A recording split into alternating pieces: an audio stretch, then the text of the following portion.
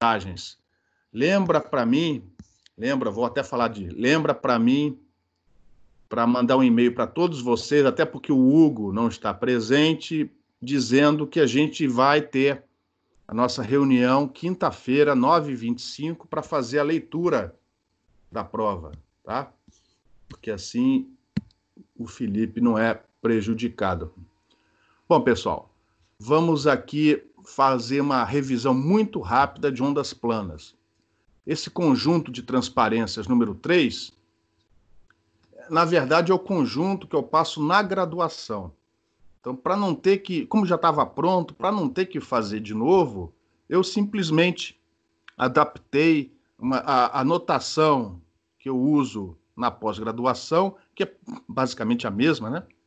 E passei tudo para vocês, mas a gente não viu nem metade dessas notas de aula, tá? Eu deixei tudo disponibilizado, mas se eu não estou enganado, eu fui até coeficientes de reflexão e transmissão. E foi aí mais ou menos que a gente parou, tá?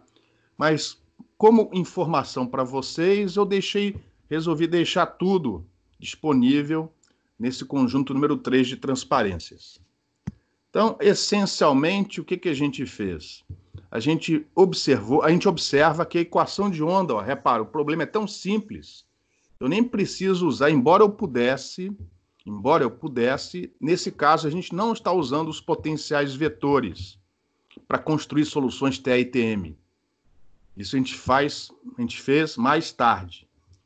Como o problema é muito simples, eu peguei a própria equação de onda do campo elétrico, ó, e assumindo que eu tenho um meio sem fontes, eu observo que essa equação vetorial pode ser descrita nessas 3 equações escalares. Não vamos provar isso matematicamente, vocês vão acreditar.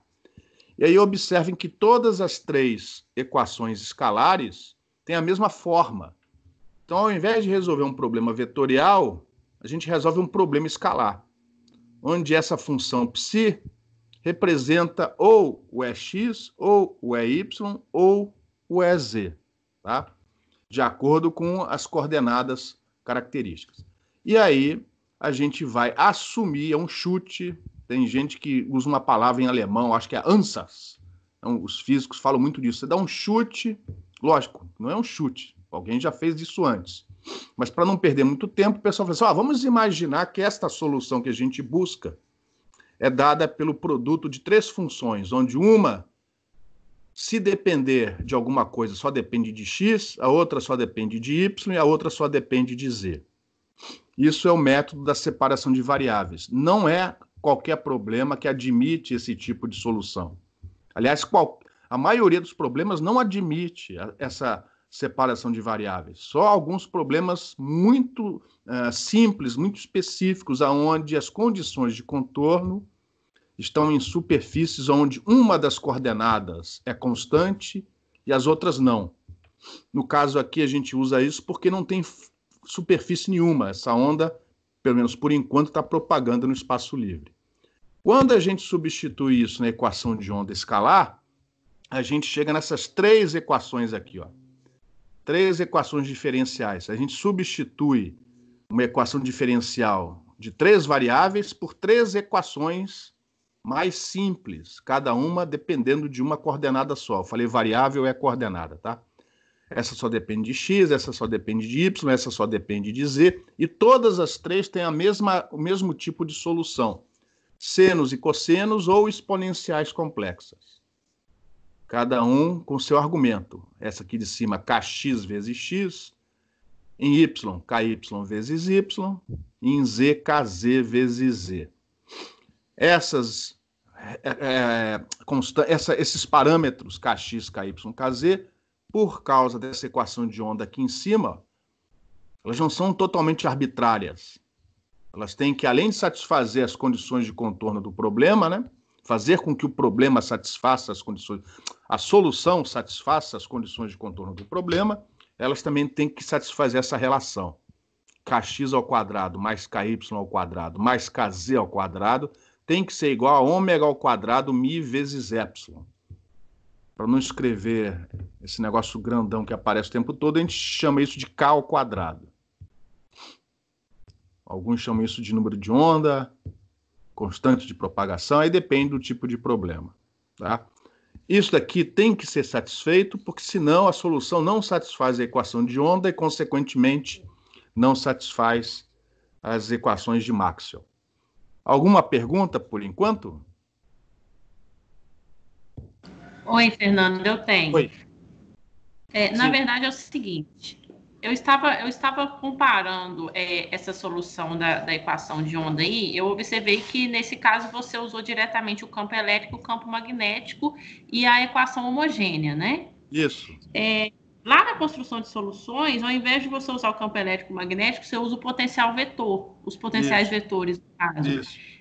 Por que a gente não pode fazer isso diretamente também lá na construção de soluções? Pode sim, é possível. Mas repara o seguinte: quando você utiliza, a resposta é simplesmente matemática, tá?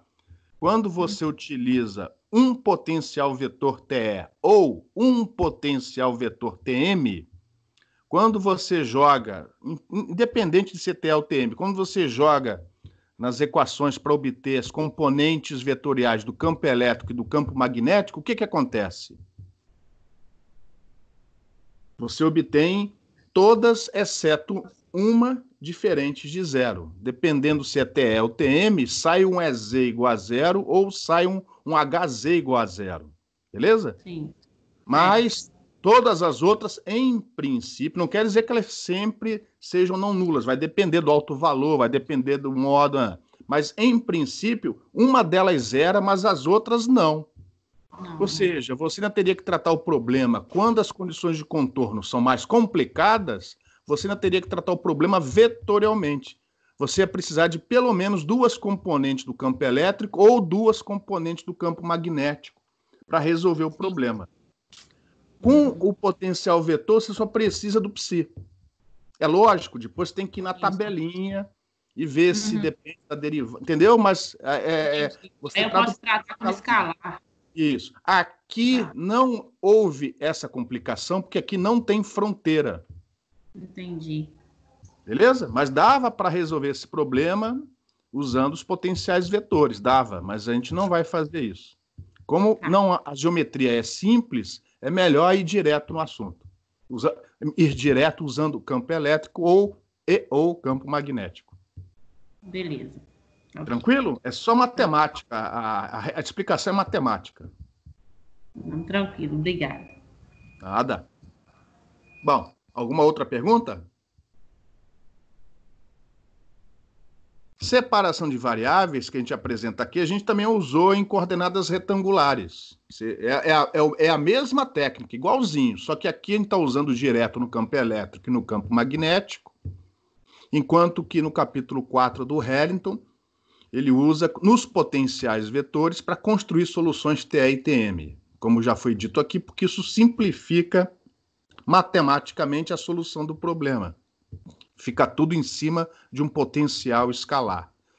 Dava também para fazer isso com o campo elétrico ou com o campo magnético, mas em princípio essa solução, que não é nem do Harrington, acho que é de um físico que veio antes dele, o Shelkunov, fica mais fácil construir essas soluções e em diferentes sistemas de coordenadas. Essa técnica de construção de soluções depois vai ser estendida para o sistema de coordenadas cilíndrico e, no finalzinho do curso, para o sistema esférico.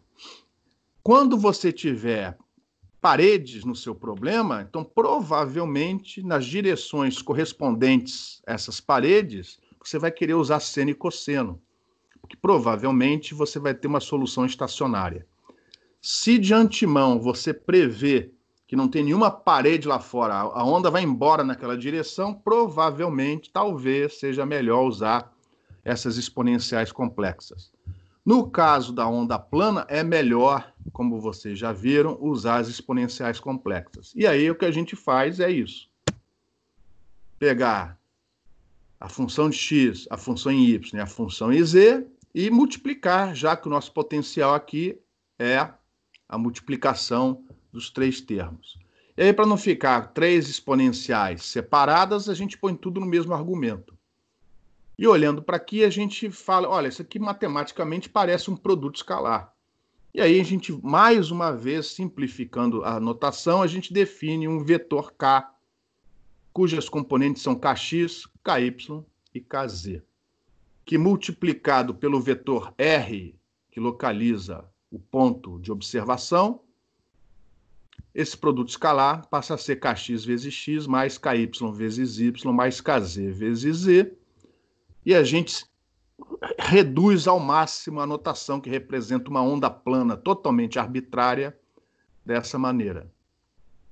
Só que o problema não é escalar, é vetorial. Então a gente usa o raciocínio e fala o seguinte, puxa, se isso acontece tanto para a componente x do campo elétrico, como para a componente y, como para a componente z, elas vão ter a mesma solução, exceto, talvez, pelas amplitudes.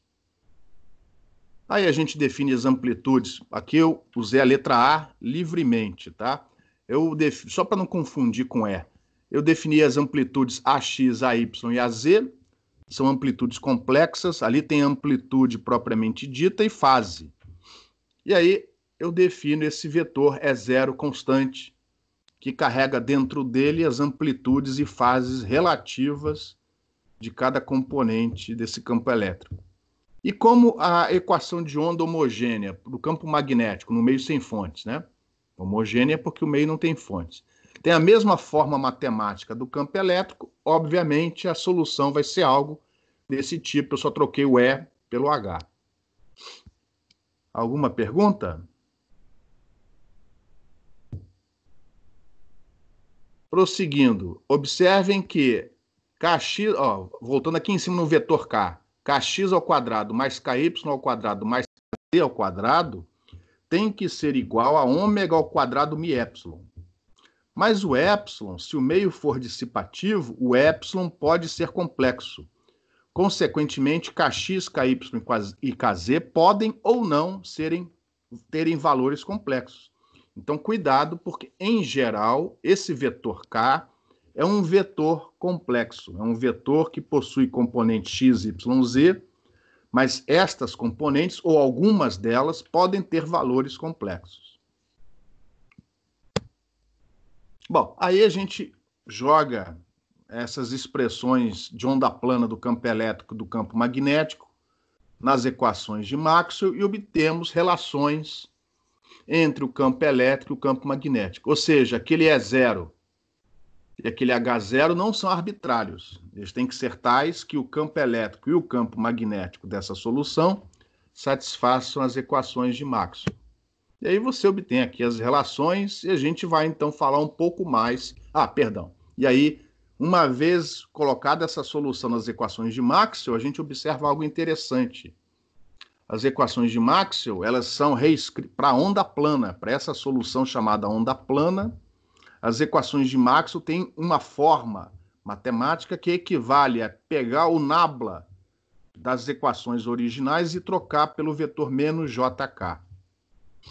E isso é muito parecido matematicamente com o que a gente viu antes com fasores.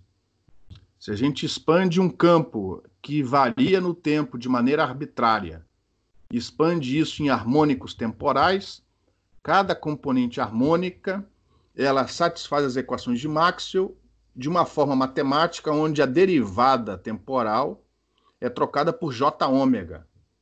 Então aqui é algo parecido. Se você expande a sua solução espacial num somatório ou num contínuo, numa expansão em ondas planas, cada uma dessas ondas planas satisfaz as equações de Maxwell numa forma matemática onde a derivada espacial é trocada por menos jk vetor. Ou seja, você pode expandir em senos e cossenos, em harmônicos, tanto no tempo como no espaço. É isso que essa relação está te dizendo aqui. Inclusive, é possível resolver alguns problemas usando essa expansão no espaço complexo, na transformada de Fourier das coordenadas x, y, z para as coordenadas complexas, ou para o plano complexo, kx, ky, kz, para o espaço complexo, perdão. Para o espaço complexo, kx, ky, kz. Tá? Alguns problemas são resolvidos assim, poucos, mas alguns são resolvidos assim. Mas tirando fora um exemplo que a gente viu no final do capítulo 4 do Harrington. Esse assunto está fora de escopo aqui do curso. A gente menciona, a gente mostra que é possível, mas não faz parte do escopo do curso. E aí, voltando ao vetor K, como foi dito, ele é complexo, em princípio, se você quiser que a formulação seja geral o suficiente. E aí, usando a notação da maioria dos autores, a parte real do K, a gente associa a letra ao símbolo beta, e a parte imaginária ao símbolo alfa. Então, o K pode ser complexo, mas se ele for complexo, ele vai ser escrito dessa maneira, onde o vetor beta e o vetor alfa são reais. Se esses, ou só tem o vetor beta, significando que o K é puramente real, que é geralmente os problemas que vocês resolveram na graduação, tá? Mas se o K for complexo, aí nós definimos o seguinte: se o beta e o alfa apontam na mesma direção, um é paralelo ao outro, então essa onda plana é chamada onda plana uniforme, que foram as ondas planas que estudamos aqui alguns meses atrás, naquelas poucas aulas que a gente viu. Se por acaso beta e alfa são diferentes de zero, mas cada um aponta numa direção, como nesse caso aqui, ó, nessa figura simplificada, então isso é chamado de onda plana não uniforme. O não uniforme tem a ver com o seguinte: ao longo das frentes de onda, as frentes de onda aqui são planos, onde a fase é constante. A amplitude varia. A amplitude varia. Se a onda plana for uniforme, com ou sem dissipação, você tem numa determinada frente de onda sempre a mesma amplitude. A amplitude até pode variar de frente de onda para frente de onda. Por exemplo, o meio é dissipativo, o campo vai diminuindo de intensidade na medida que se propaga. Mas naquela frente de onda, você vai ter a mesma amplitude, em um certo instante de tempo. E aí a gente... perdão, alguma pergunta?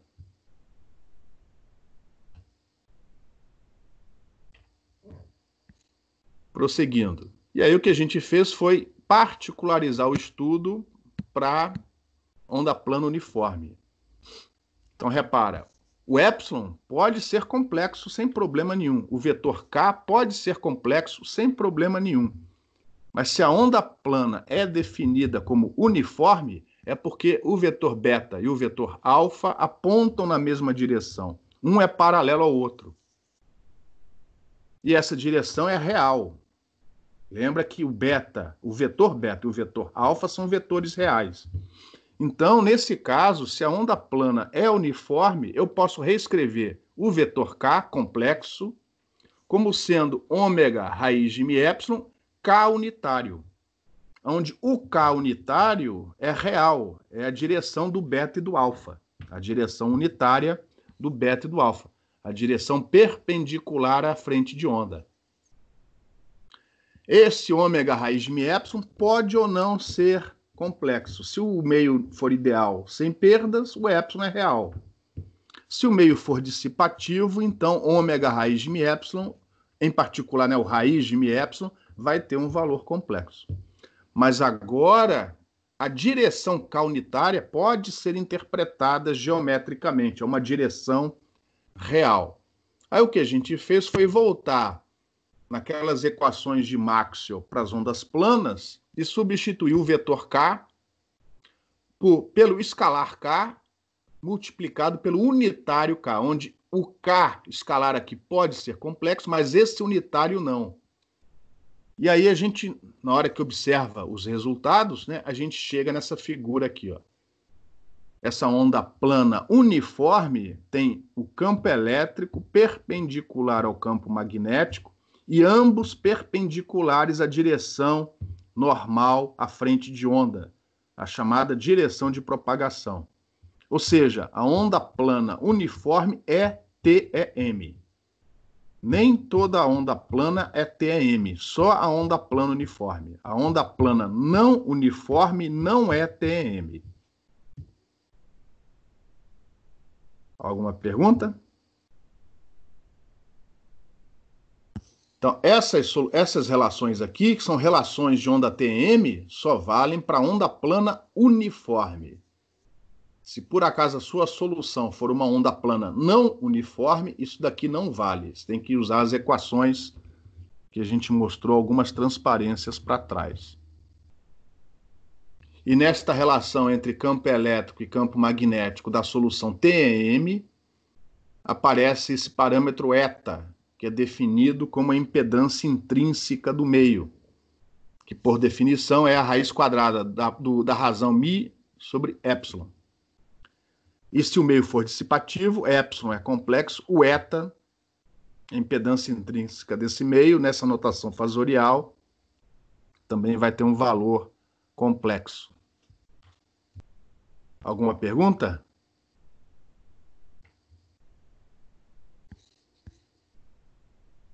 E aí, assumindo o tempo todo a onda plana uniforme, a gente foi estudar algumas características, como comprimento de onda, velocidade de fase, velocidade de grupo, polarização.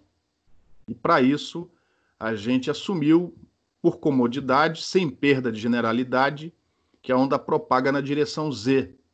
Só porque a gente não tem uma solução matemática complicada e que dificulte visualizar essas características. Então, sem perda de generalidade, a gente assumiu propagação. Momentaneamente, a gente assume propagação na direção Z.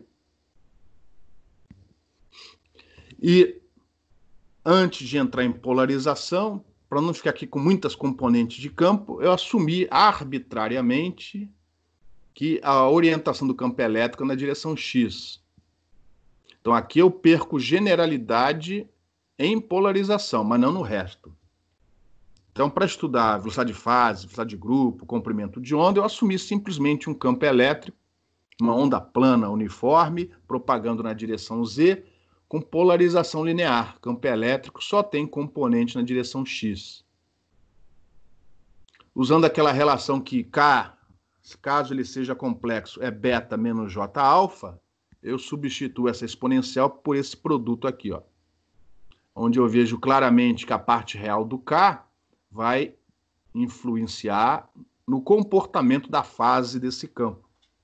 Enquanto que a parte imaginária, alfa, menos alfa, né, vai influenciar no decaimento da amplitude do campo. Se eu tenho dissipação, se eu tenho perdas, o campo diminui na medida em que ele se propaga. Na medida em que Z aumenta, essa exponencial diminui de intensidade. E aí, sem repetir, porque isso daqui não é tão complicado assim. A gente define o comprimento de onda. Cadê? Só um minutinho.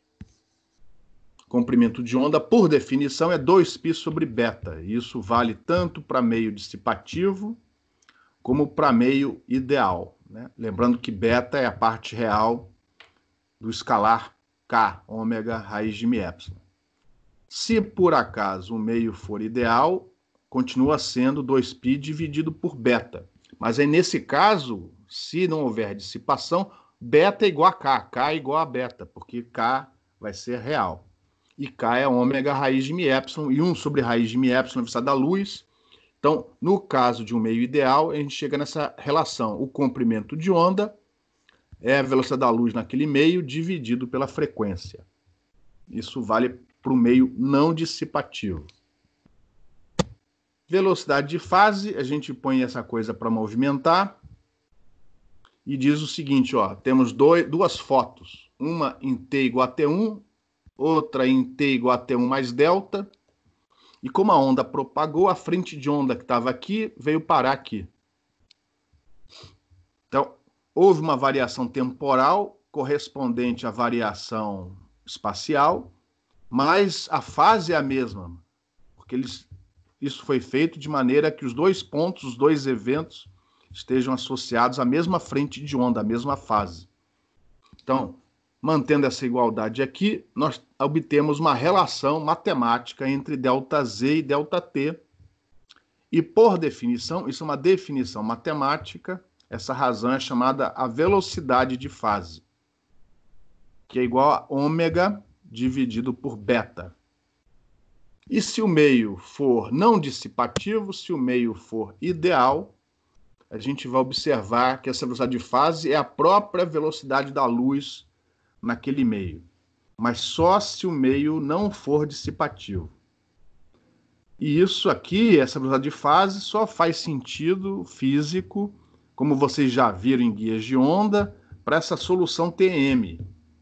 Para as soluções guiadas, não é a velocidade de fase que corresponde à velocidade de propagação da energia. Isso só vale para onda plana, perdão, para a solução TM, entre outras, para onda plana uniforme.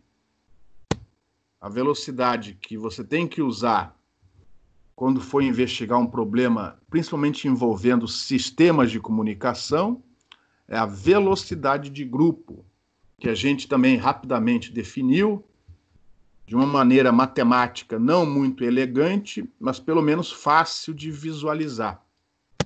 E chegamos à conclusão, correndo aqui com a matéria, que essa velocidade de grupo, que a gente prova ser, se o espectro for limitado, estreito, a própria velocidade de propagação da energia é dado pelo inverso da derivada de beta, lembrando que beta é a parte real do K, derivada de beta em relação a ômega.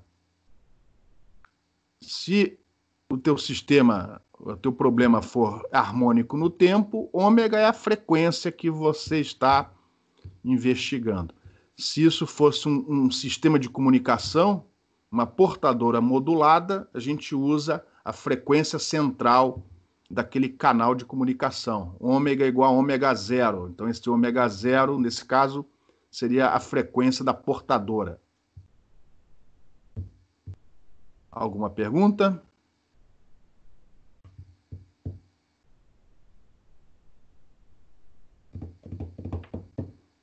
Bom, prosseguindo. Então, comprimento de onda, velocidade de fase, velocidade de grupo e depois polarização.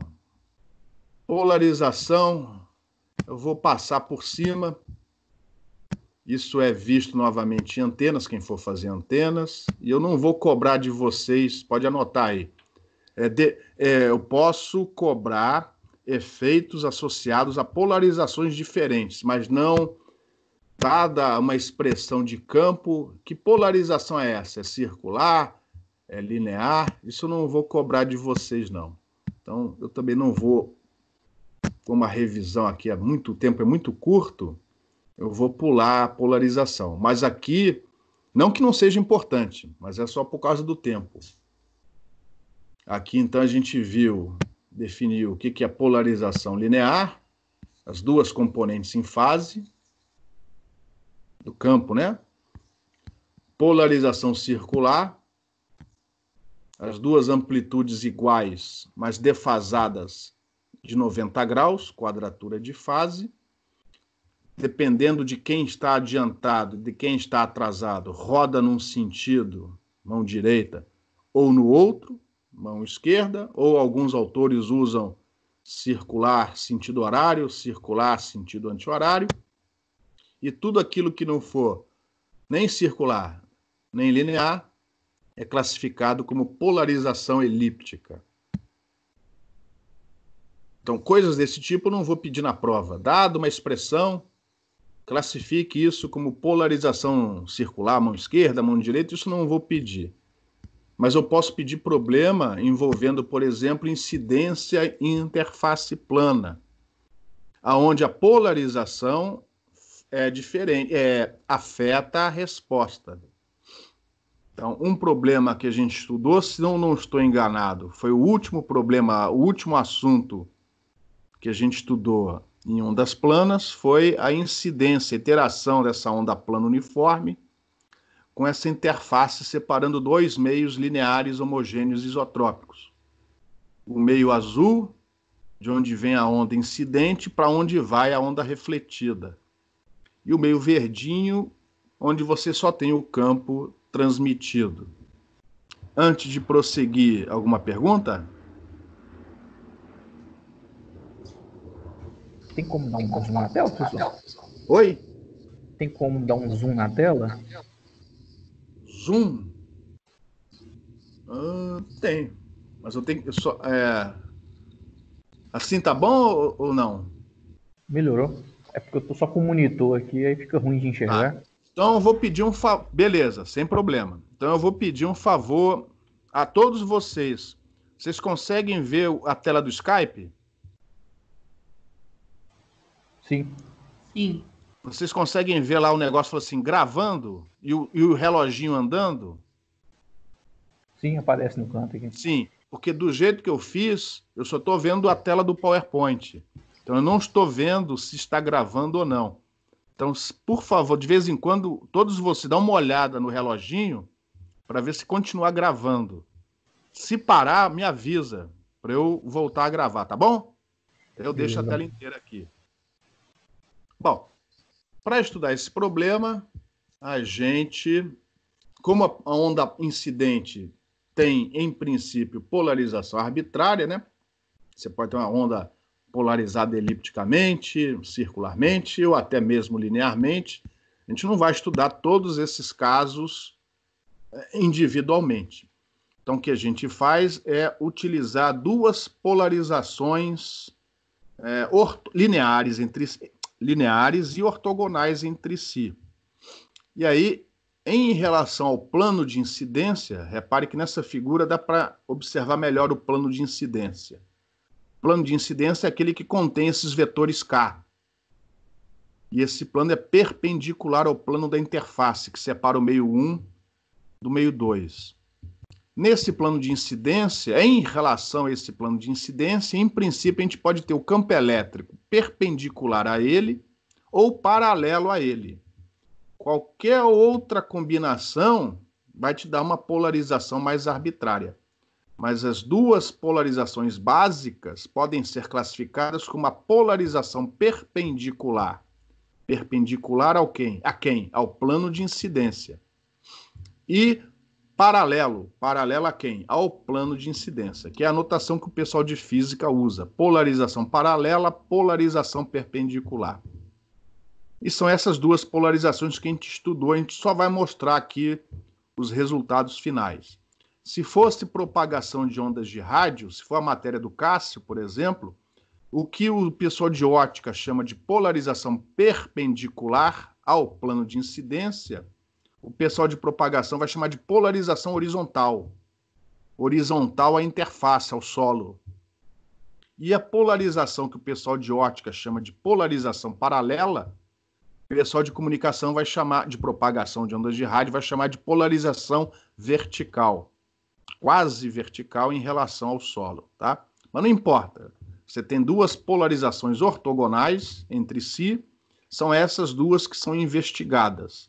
Qualquer outro resultado mais complicado, você aplica superposição. Primeiro resolve um caso, depois resolve o outro e soma, desde que o seu problema seja linear. Então a gente começou com essa daqui. A figura um pouco pesada, perpendicular. Então repara, o plano de projeção, o plano do seu computador, a sua tela, é o tal plano de incidência.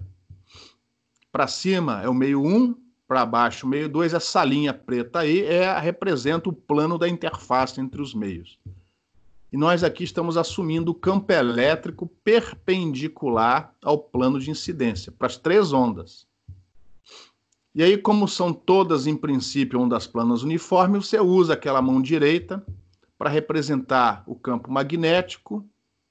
A relação entre eles você já conhece. Cadê? Aqui, ó, em azul. Então, a partir do campo elétrico, você automaticamente tem um campo magnético, até com a ajuda da figura. Eu não vou rever essa fórmula daqui, vou deixar para vocês na revisão. E o vetor K você já sabe, né? Você tem a direção de propagação, que você também obtém com a ajuda da figura, multiplicada pelo parâmetro K do meio. Então, no meio 1, você tem ε1, K1. No meio 2, K2. Mesma coisa para o eta. No meio 1, eta1. No meio 2, eta2. Outra coisa que você não conhece é quanto de potência é refletida e quanto é transmitido. Provavelmente isso depende aí de todos esses parâmetros. Então, por causa desse desconhecimento, o campo refletido eu multiplico por este coeficiente, que eu vou chamar de coeficiente de reflexão desta polarização perpendicular, e o campo refletido por esse outro coeficiente que a gente chama de coeficiente de transmissão. E outra coisa que a gente não conhece são esses ângulos aqui, ó. O ângulo da onda refletida e o ângulo da onda transmitida. Mas uma vez montado o problema, a gente vai impor a condição de contorno usual. Não tem nenhuma fonte impressa sobre essa interface. Consequentemente, as componentes tangenciais do E e do H têm que ser contínuas. Têm que ser contínuas aqui naquilo que a gente chamou de Z igual a zero. Podia ser outro sistema de coordenadas, no final o resultado não depende do sistema de coordenadas. Ele foi montado desse jeito só para ajudar a montar as equações. E aí nós, para essa polarização, montamos lá a igualdade associada à componente tangencial do campo elétrico e à componente tangencial do campo magnético. E isso tem que valer para todos os pontos da interface. E quando você obriga isso, você chega naquilo que a gente chama de lei de Snell. Repara, a lei de Snell diz que, para a primeira igualdade, o ângulo da onda refletida tem que ser igual da onda incidente. E através dessa segunda igualdade, você tem a relação para o ângulo da onda transmitida. E continuando com as contas, né? No final a gente chega em expressões tanto para o coeficiente de reflexão como para o coeficiente de transmissão. Tá? Aí o resto é álgebra, não tem grandes...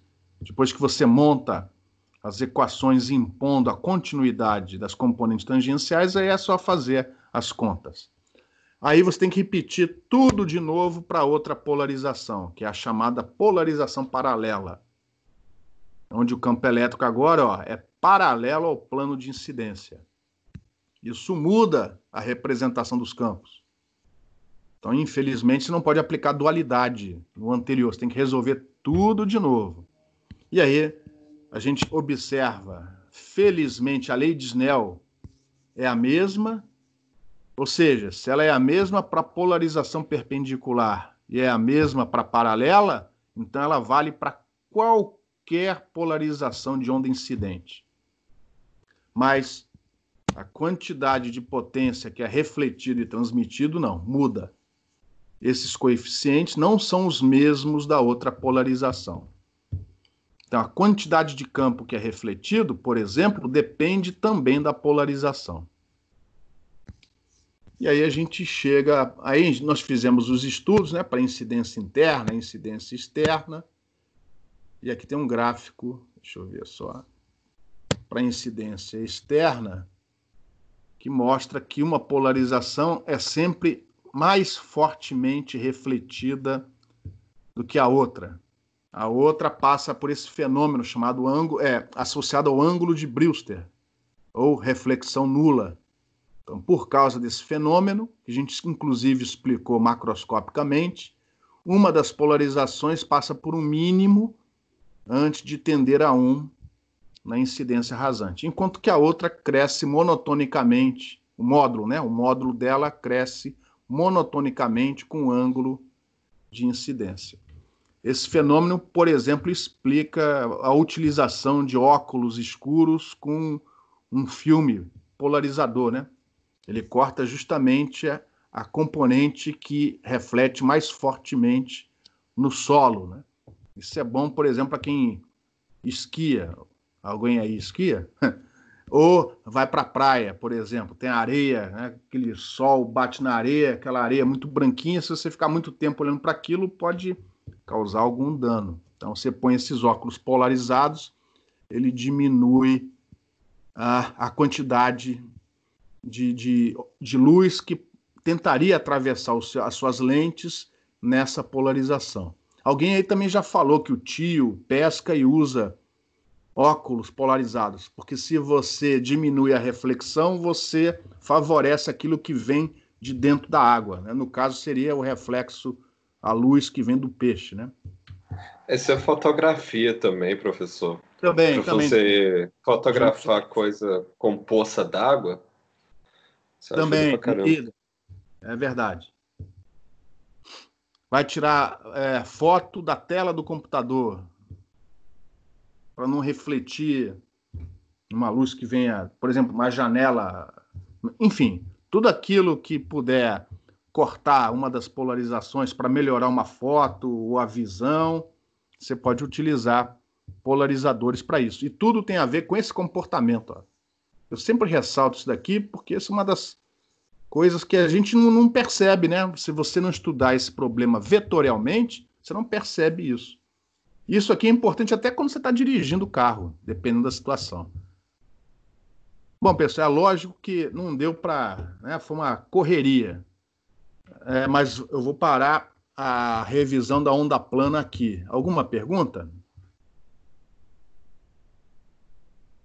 Lembrem-se, toda hora gasta ou investida na aula, 2 ou mais estudadas em casa. Tá bom, pessoal? Isso aqui não dá para ver tudo, ainda mais numa revisão.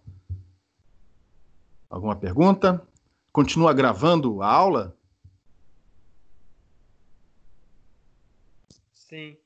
Beleza, pessoal. Então, o tempo restante, e provavelmente não vai dar tempo para ver tudo no horário de aula, então eu estou até disposto a passar do horário. Lógico, vai depender de vocês, tá?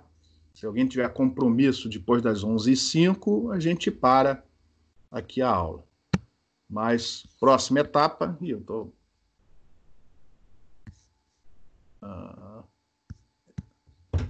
Capítulo 4 do Harrington, propriamente dito, né? Solução de problemas em coordenadas cartesianas, aplicando separação de variáveis. É lógico que não vai dar para ver o capítulo 4 do Harrington em 1 hora ou um pouco mais do que isso. Então, vamos ver o que é possível. Primeira coisa, é aqui que a gente começa usando os potenciais vetores. Como a Bárbara tinha perguntado antes, é por que usar potencial vetor para resolver problema, ou por que não usou potencial vetor para onda plana? Porque, olha só, quando você usa os potenciais vetores para essa técnica de construção de soluções, aí tem, lógico, se você quer solução TM, você vai fazer o F igual a 0. E o A com uma única componente na direção onde você quer definir essa solução TM. Aqui, no caso, é na direção Z. Então, você vai fazer o F igual a 0, o A com uma componente psi. A gente poderia colocar aqui psi subíndice TM para não confundir com o potencial TE. Tá? Eu não estou fazendo isso, né? Porque, enfim, eu acho que é óbvio que cada caso é um potencial diferente do outro. Mas, enfim, repara, quando você usa essa definição, você observa que o Hz é igual a 0. Mas as outras componentes não são necessariamente nulas. É lógico que há casos particulares, modos particulares, onde uma ou mais dessas componentes serão nulas. Mas, em princípio, todas elas podem ser diferentes de 0. Ou seja, se você fosse construir uma solução TM usando campo magnético ou campo elétrico, olha só, você ia precisar de pelo menos 2 componentes para resolver o problema. Com o potencial vetor, no fundo, eu estou enganando vocês, tá? Mas repara, quando você usa o potencial vetor, você só precisa de uma função escalar, que é o psi. Eu estou enganando vocês no seguinte sentido. Tudo bem, eu vou lidar com o psi, mas na hora que eu aplico as condições de contorno, eu preciso novamente dos campos aqui. Vocês entenderam, né? Mas até chegar na aplicação das condições de contorno, eu venho trabalhando o problema com um único escalar. Uma única função. Aqui, e felizmente, ela também satisfaz a equação de onda homogênea, ó, que nem o que a gente viu agora na onda plana. Mas aí chega uma hora que não dá. Tem que resolver o problema porque ele é vetorial. Aí você precisa dessa tabela. Ou seja, não dá para resolver tudo só com psi. Chega numa hora que você precisa da tabela. Mas pelo menos é o momento final, o momento de arrematar o problema. Tá? E aí você, como já foi dito, usando os potenciais vetores, você pode construir soluções TM. Pessoal, parênteses, na prova, depois, se alguém quiser, me lembra isso na quinta-feira. Quando, se tiver, lógico que vai ter, né? Construção de soluções TE e TM, põe a tabela que você está usando, copia. A prova é manuscrita, então copia.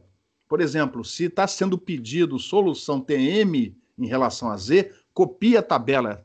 Não precisa desenvolver isso. Copia, só copia. Ó, para essa solução, as componentes do campo magnético e do campo elétrico são essas. Porque isso, primeiro, vai deixar claro se você está usando a notação das notas de aula ou do Harrington. Lembra que as notações são um pouquinho diferentes, tá?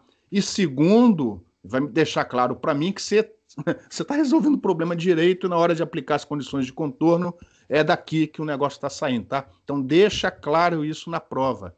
A relação entre o potencial TE, o TM e os campos são essa. E copia isso daqui. Vocês vão ter muito tempo, não vai perder. E não precisa deduzir isso.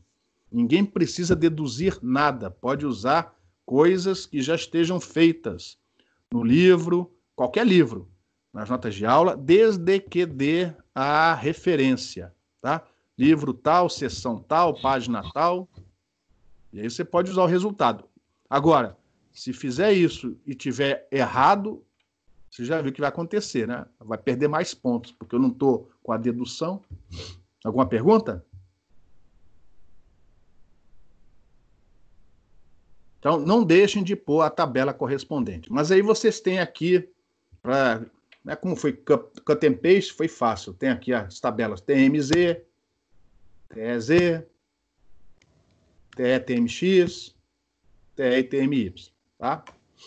E aí, para o potencial, independente dele ser TE ou TM, novamente a separação de variáveis, é a mesma filosofia, separar o seu potencial no produto de 3 funções, x, xão, yzão, zão. Nem sempre é possível usar a separação de variáveis. Você só pode resolver esses problemas quando as condições de contorno, as condições de fronteira, todas elas estiverem em planos, onde ou o x, no caso aqui de cartesiano, né?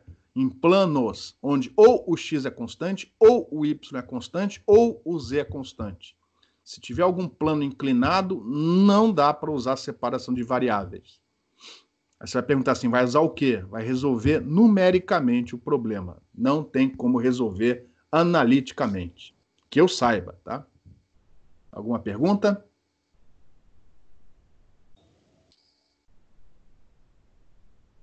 Os 7 ainda estão presentes?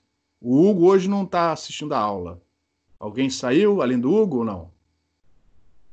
Lembra que eu não estou conseguindo ver a tela do Skype aqui. Acho que está tudo certo. Não. Tá tudo certo. Beleza. Tá também. Obrigado. Vou continuar, tá?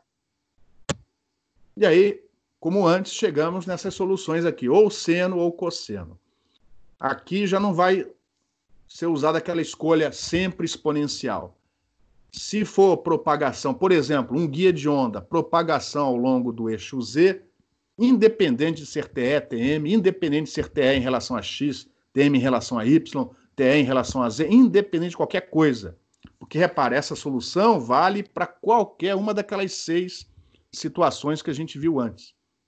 Isso daqui vai depender da geometria propriamente dita.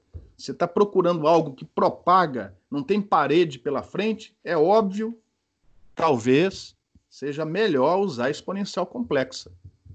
Mesmo quando não há propagação. Aí você fala assim, como assim? Ué, a gente viu em guia de onda que tem modo evanescente, que tem modo que não se propaga. Mesmo assim, a gente usa exponencial complexa. A diferença é que o argumento vai dar imaginário puro. Na hora que multiplica por esse J, no final fica real. Ele decai, ele não propaga. Mas se não tem parede pela frente, provavelmente o melhor vai ser usar exponencial. Tem parede, ou seja, vai ficar indo e voltando, provavelmente o melhor vai ser usar seno e cosseno. Independente de ser TE, independente de ser TM, independente de ser na direção TE e TM na direção X, ou na direção Y, ou na direção Z. Essa escolha Depende da geometria do problema. Essa solução aqui, ó, vale para as 6 situações que a gente viu antes. Sempre kx ao quadrado mais ky ao quadrado mais kz ao quadrado igual a ômega ao quadrado μ. O famoso k ao quadrado. Ou seja, kx, ky, kz podem ser complexos sim, sem problema nenhum, desde que satisfaçam essa igualdade e as condições de contorno do seu problema. E aí, o primeiro, só vou resolver um modo aqui. O primeiro problema foi o guia retangular. Beleza? Onde a gente colocou os eixos do jeito como está aqui, ó. Se não me engano, é o jeito como está tanto no Balanis como no Harrington também. É o jeito mais usual, mas nem todos os autores definem os eixos desse jeito. Inclusive, foi uma dúvida do Helvécio, no problema 3.19 do Harrington, ele não usa o sistema de coordenadas dessa maneira. E aí complica a situação. Você estudou para um certo sistema de coordenadas, aí o Harrington vai, ou o professor na prova vai, e mexe nos eixos. Nessa situação, se for um problema muito simples, o que eu recomendo é você pegar o resultado que você sabe e adaptar a geometria para obter a resposta, ao invés de ter que resolver tudo de novo desde o início. Pega o que você já estudou e adapta a geometria para o caso do livro, no caso, o exemplo 3.19, o problema 3.19 do Harrington. Tá? Eu vou fazer só para um modo, o primeiro deles deve ser, tá, que estou vendo aqui é o TE. Tá? Não vou fazer para o outro, não. Então, rapidinho, a gente vai usar a separação de variáveis, porque, olha só, as 4 condições de contorno estão todas em planos x igual a 0, x igual a A, y igual a 0, y igual a B. Então, eu posso usar a separação de variáveis. Se, por exemplo, esse guia tivesse seção reta triangular, não seria possível usar a separação de variáveis. Teríamos que resolver o problema numericamente. Propagação na direção z. Então, para variação em z, eu vou escolher exponencial complexa. E eu não estou interessado aqui em propagação na direção oposta, no sentido menos z. Se por acaso um dia você precisar dos modos de uma onda propagando na direção contrária, é só pegar toda a solução que a gente vai apresentar e troca o sinal do kz. Muda o sinal do kz. Para as outras 2 funções, eu tenho paredes aqui, ó. Então eu vou usar, provavelmente é melhor usar combinações de seno e cosseno. E nessa situação a escolha usual é TE e TM em relação a z, mas não é obrigado. Você podia escolher TE e TM em relação a y e TE e TM em relação a x. Tá? Você resolveria o problema, logicamente que você obter outras expressões matemáticas, mas você seria capaz de resolver o problema, achar o modo fundamental, tudo aquilo. Mas usualmente é utilizado o TE e TM em relação a z, aqui a gente está mantendo a mesma coisa. E aí, a tabelinha, ó, solução TE, aqui está a tabelinha do TE. Na prova, vocês façam a mesma coisa. Primeira coisa, além da geometria, põe lá a tabelinha correspondente. Pode copiar, sem problema nenhum. Mas copia. Não diz assim, a tabelinha está na página. Não, copia a tabelinha. Tá? Ela é importante. E aí, a gente começa em x igual a 0. Aí realmente está pequeno aqui, né, pessoal? Então eu vou usar aqui a animação só para esse slide. Pronto. Está maior agora. Então, ó, x igual a 0. Essa parede aqui, ó. Eu até posso usar agora o ponteiro mais vermelhinho. Cadê o bicho? X igual a 0. Quais são as componentes tangenciais do campo elétrico que têm que ser nulas, já que estamos assumindo o condutor elétrico. Perfeito. É Y e é Z. O EZ já é 0 porque, por definição, a solução é TE. Então, o outro é o EY. Só que ele depende, ó, da derivada em relação a X. Ele não. Ele depende da derivada do potencial em relação a X. Então, a combinação seno e cosseno que eu vou usar vai ser simplesmente seno. Não, minto, cosseno. Porque se eu usar seno, a derivada da cosseno, ele nunca vai zerar em x igual a zero. Então só vai ficar o termo cosseno. E quando eu derivar em relação a x, esse cosseno vai aparecer seno. E quando o x for igual a zero, ele vai dar zero automaticamente em toda a parede. Então, para variação em x, da combinação seno e cosseno, só fica o termo cosseno. Do outro lado, tem que acontecer a mesma coisa, só muda a coordenada. Agora, ao invés de ser x igual a zero, é x igual a a. E o x eu já defini, tem que ser cosseno. Quando eu derivar, vai aparecer algo proporcional ao seno, de kx vezes x. Só que quando o x é igual a ele tem que ser zero. Consequentemente, para que essa componente de campo seja zero, seja nula em toda essa parede aqui, ó, pelo lado de dentro, lógico, né? O argumento kx vezes a tem que ser um múltiplo de π sobre a. Ou seja, eu tenho diferentes soluções, eu tenho infinitas soluções que atendem às condições de contorno. E aí você faz o mesmo agora para as outras duas paredes. E no final, você tem os autovalores definidos e, nesse caso, discretos. Infinitos valores para o alto valor kx, infinitos valores para o alto valor ky. Professor, Cada par... Oi. Nessa solução aí, o m e o n pode ser zero ao mesmo tempo? Não pode. Você vai eliminar, isso você só vai descobrir depois de substituir aqui em cima. Nem sempre é trivial observar essas coisas. Mas todas aquelas soluções, todos os pares, kx e ky, no caso é um par só, m igual a n igual a zero. Tudo aquilo que fizer com que todas essas componentes sejam nulas simultaneamente, isso não é considerado solução. Solução trivial não é solução. Nulas ou constantes, né? O que é constante? Não, como assim? Não, porque, por exemplo, se n ou m forem iguais a zeros, então o potencial vai ser... esses dois cossenos aí no potencial vão ser iguais a 1, né? Então, tipo assim, o potencial seria lá 1, 2, entendeu? Não, vamos lá. Se o kx, por exemplo, for igual a zero, não é que seja constante. Simplesmente a sua função não vai variar com x, mas varia com o resto. Entendeu? Ah, não, ok. Kx é zero. Então significa que o seu problema não varia com a coordenada. Quer dizer, os seus campos não variam com a coordenada x, mas estão variando com y e com z. Beleza? Então não é constante.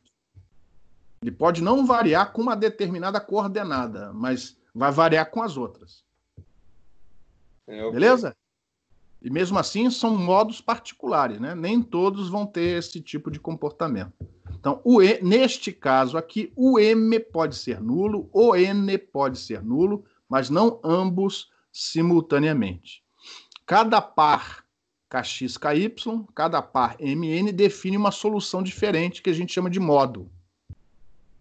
E qualquer campo, por mais arbitrário que seja, desde que ele seja TE, pode ser dado pela combinação, pela superposição desses modos. Os modos que vão existir dentro do seu guia vai depender da fonte que gera esses modos.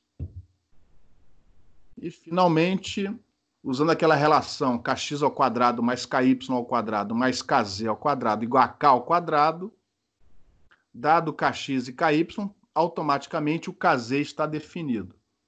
E aqui nesta solução, que não é uma solução TEZ, é uma solução TE.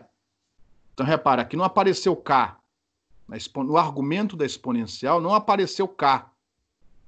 E elevado a menos JK vezes Z. Apareceu E elevado a menos JK índice Z vezes Z. Então, quem vai definir agora o que é comprimento de onda, velocidade de fase, velocidade de grupo? Este cara daqui. Esse cara daqui. E, por causa disso, o comportamento dessa velocidade de fase e da velocidade de grupo não vai ser igual àquele que teria caso a solução fosse TEM. Aqui, a gente não vai ver isso hoje, né? Essa revisão é rápida, a gente vai passar por cima disso. Mas vocês viram e vão rever em casa com calma que essa velocidade de fase, por exemplo, é maior, quando o modo propaga, ela é maior que a velocidade da luz. E o que faz sentido mesmo dentro de um guia para essas soluções TE e TM é a velocidade de grupo. Não vou rever aqui comprimento de onda guiado, frequência de corte, velocidade de grupo, velocidade de fase. Isso daí agora passa a ser quase que uma análise algébrica relativamente simples. Velocidade frequência de corte é aquela que separa o regime do KZ puramente real do KZ puramente imaginário. É isso que define a frequência de corte. Velocidade de fase tem a ver com a derivada desse KZ em relação a ômega. Velocidade de grupo. Velocidade de fase é a razão entre ômega e KZ. Essas coisas só fazem sentido se o modo for propagante. Se o modo for evanescente, não faz sentido em falar de velocidade, muito menos de comprimento de onda, tá? E aí, com calma, vocês vão fazer as revisões em cima daquilo que foi visto, que não foi pouca coisa, mas muito disso, inclusive, não é coberto no livro do Harrington. Em relação ao guia retangular, alguma pergunta?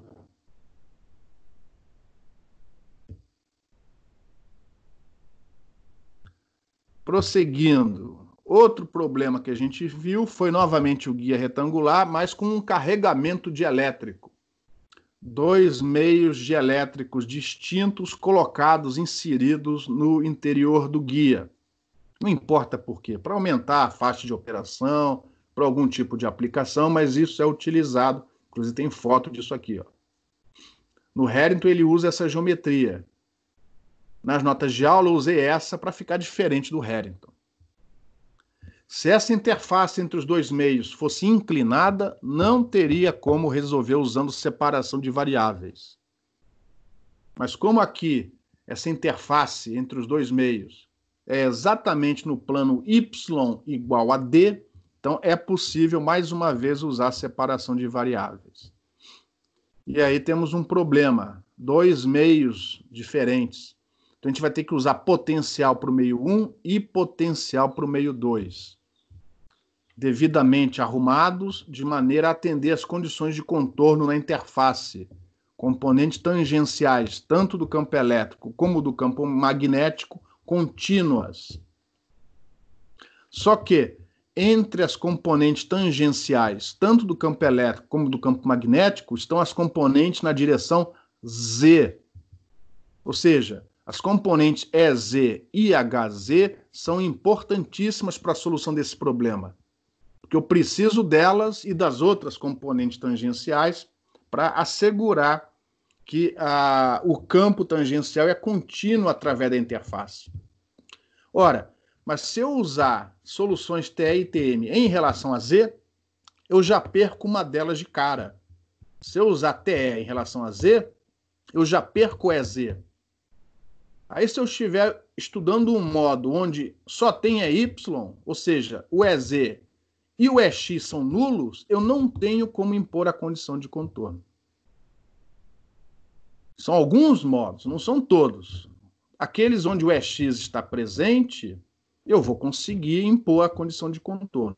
Aqueles onde o EX não estiver presente, nem o EZ, eu não consigo. Ou seja, estes modos não são capazes de existir sozinhos, por si só, dentro desse guia. Para evitar isso, eu vou escolher TE e TM em relação a uma direção que não faz falta nesse problema. Não vai fazer falta nessa interface. Quais são as componentes de campo que não são necessárias nessa interface para eu garantir as condições de contorno?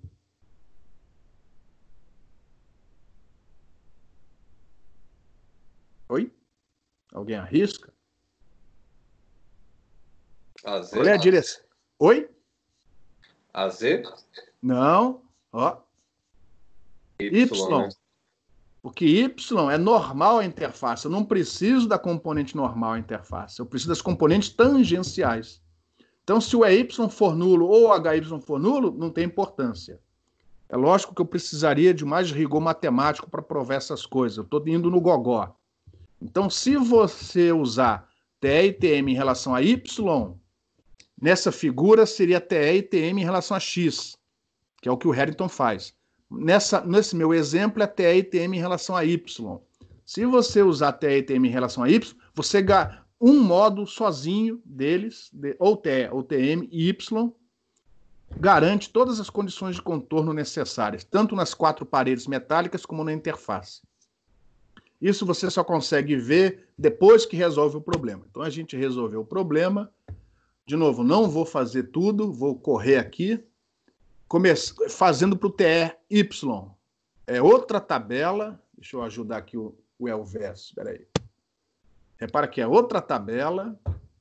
Se por acaso esse problema caísse na prova, eu pedisse os modos TE-Y, você põe a tabela, copia. Não diz assim, é a tabela da página tal. Copia.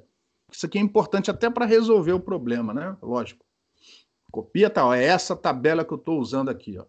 E aí você vai aplicando as condições de contorno. Só que, infelizmente, ó, você tem solução no meio 1 e solução no meio 2. Mas, independente de ser TE ou solução no meio 1, repara, como eu tenho propagação na direção Z, eu vou escolher a exponencial complexa para essa variação. Em relação a x e y, eu vou usar seno e cosseno. O potencial no meio 1 vai ter a sua amplitude, o potencial no meio 2 vai ter a sua amplitude. A relação entre elas vai ser determinada na hora que você impõe as condições de contorno. E, ó, cuidado, um erro comum, observem que a tabela foi dada em função de μ e ε. Mas repara, você tem uma tabela para o meio 1, tem outra tabela para o meio 2. Então, na hora que você for substituir o psi1 e o psi2 na tabela correspondente, cuidado em não confundir os épsilons e os mis. Eles são diferentes, ó. Vai ter expressão aqui com ε1 e vai ter expressão com ε2. Cuidado na hora de resolver o problema com as variações, se houver, né, de épsilon e mi em diferentes meios. Aí a gente, mais uma vez, nas paredes em x igual a 0 e x igual a A, chegamos à conclusão que a variação em x é cosseno, mesmos motivos do problema anterior. Deixa eu só... Cadê o apontado? Em relação à parede... em x igual a A, novamente eu tenho que ter campo nulo lá na parede em x igual a A. Chego à conclusão, ó, é o mesmo alto valor do problema anterior. Em relação a x não mudou nada. Ó, condutor. Então é a mesma solução, inclusive para os dois meios, tanto para o meio 1 como para o meio 2.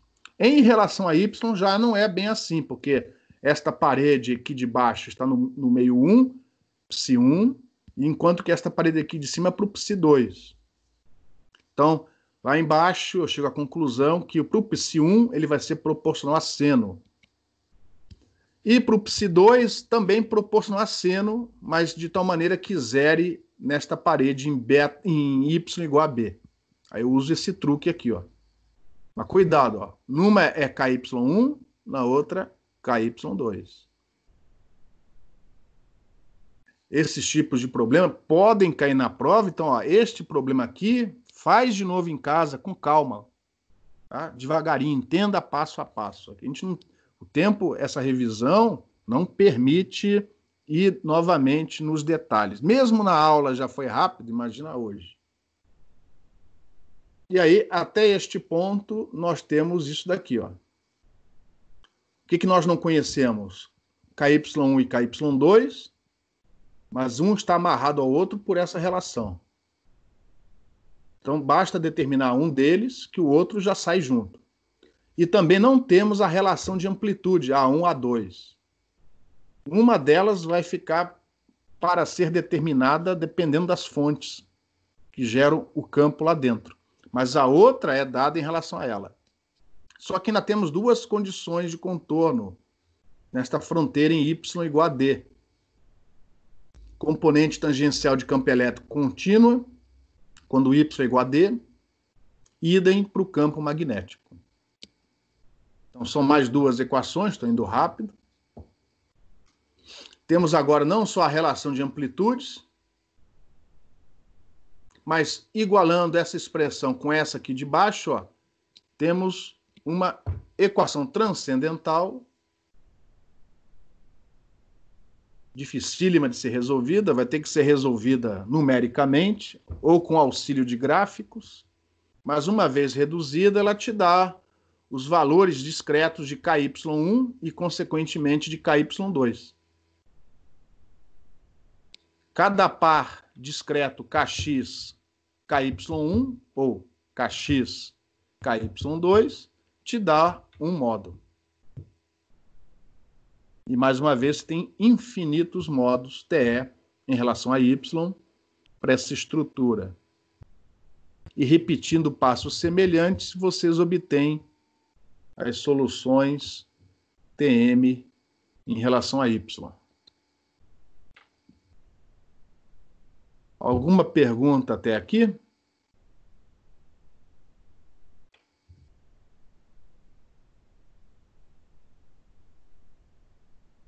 Continua gravando?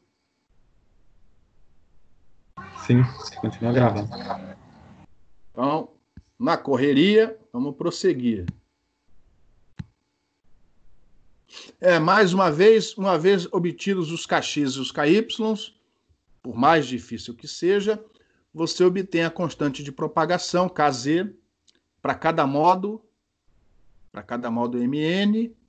E, de novo, a frequência de corte é aquela que separa o Kz puramente imaginário, modo evanescente, do Kz puramente real, modo propagante. Nós vimos esse problema, o guia de placas paralelas, só que com essa novidade, né, colocando essas corrugações, essas ranhuras nessa estrutura. A motivação para isso é que, depois da prova, a gente vai estudar novamente um guia corrugado, só que circular. E esse tipo de estrutura tem muita aplicação em antenas refletoras. Muitos alimentadores de antenas refletoras são baseados em estruturas corrugadas. Então, por causa disso, como eu e o Cássio trabalhamos com antenas refletoras, a gente dá uma forçadinha, eu dou essa forçadinha de barra aqui, colocando sempre que possível uma estrutura corrugada. Além disso, nós vimos, junto com esse conceito de corrugação, né, o que você pode fazer, esse outro conceito que às vezes o Cássio também usa nos problemas dele, por exemplo, propagação, enlace de rádio sobre um solo, mas você quer incluir perdas nesse solo. Você não quer fazer com que o solo seja nem um condutor perfeito, nem um dielétrico ideal. Você quer levar em conta, da melhor maneira que for possível, perdas nesse solo. Então, este conceito de impedância de superfície foi usado para resolver esse problema, mas também é usado para resolver também problemas de espalhamento de uma maneira simplificada, quando você quer levar em conta perdas no obstáculo, em particular num solo. Então você aproxima as condições de contorno por essa relação aqui. Isso daqui, ó, apesar dessa fórmula meio esquisitona, simplesmente está dizendo o seguinte, ó, existe uma relação entre as componentes tangenciais do campo elétrico e do campo magnético naquela superfície. N é anormal a superfície, apontando para a região de interesse. E outra coisa, hoje em dia está em moda falar de metamateriais. Isso daqui seria um exemplo de metasuperfície. Se você depois olhar, a gente não vai entrar nos detalhes hoje que não dá tempo, mas se você olhar nos resultados finais, mexendo nas dimensões dessas corrugações, você pode fazer com que essa superfície, em média, se comporte como um condutor magnético perfeito, dependendo da polarização da onda que você tem aí sobre essas corrugações. Então, isso é uma maneira de você, em média, inventar uma estrutura diferente que possui uma condição de contorno, um comportamento que não é observado na natureza. O pessoal chama isso de metamaterial, no caso aqui seria uma metasuperfície. E aí, o que a gente fez foi pegar uma corrugação, a gente deu um zoom na corrugação e falamos o seguinte, ó, essa corrugação... outra coisa também, que esse problema, eu esqueci de falar, que esse problema tem de característico em relação aos outros, é que esse problema foi tratado como um problema bidimensional. Os outros todos eu acho que não, né? Só esse daí. O que é um problema bidimensional? Isso vai acontecer mais tarde quando a gente estudar vários problemas em coordenadas cilíndricas. Então é bom falar aqui. O problema bidimensional, obviamente, ele não existe na prática. Você não vai achar um problema bidimensional na natureza, tá? Mas, neste caso daqui, definimos matematicamente todas as componentes x, y, z estão presentes. Eu só não desenhei aqui o eixo y, mas todas estão presentes. O problema é assumido bidimensional como quando uma das derivadas é nula. Ou seja, isso daqui significa que nem o campo, nem as fontes e nem as condições de contorno variam com y. Ou seja, essa estrutura é infinita na direção y. Aqui, no caso, também é infinito na direção z. Mas isso não tem a ver com isso. Ele é bidimensional porque a estrutura é infinita em y. A figura não indica isso porque não ia dar para desenhar aqui infinito, né? Mas tanto as condições de contorno, como os campos, como as fontes, não variam com y. E aí esse problema passa a ser bidimensional. Matematicamente, ky é igual a zero. E aí eu só tenho variações em x e z. O que, obviamente, do ponto de vista matemático, simplifica a coisa pra caramba. Então, dependendo da situação, muitos problemas são tratados como bidimensionais, porque essa aproximação facilita a solução e o entendimento de certos problemas, de certos dispositivos. E aí, no caso, voltando aqui na frente, a impedância de superfície, ela é definida pelo comportamento do campo, ó, na aberturinha de cada corrugação. Então, se essas corrugações são muito pequititinhas, o campo não consegue entrar aqui dentro. Isso aqui parece uma linha de transmissão, um guia de placas paralelas, terminado num curto. Só o modo TEM entra aqui dentro, porque o modo TEM não tem frequência de corte. Todos os outros modos têm frequência de corte.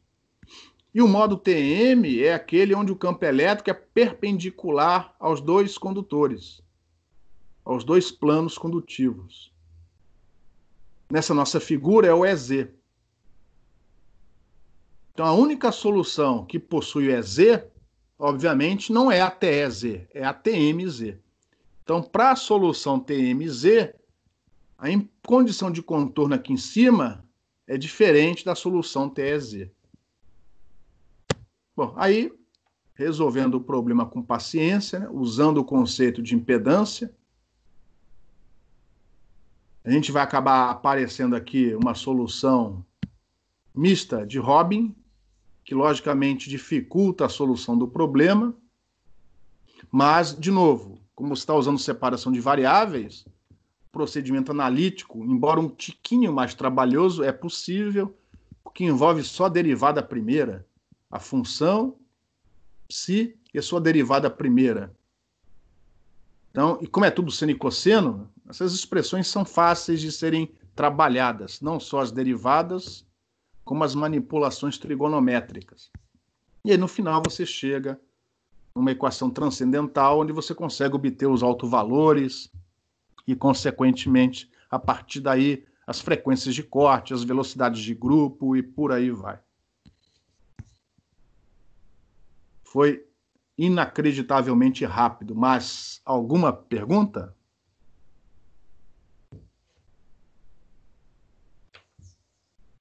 Então, pessoal, vou prosseguir.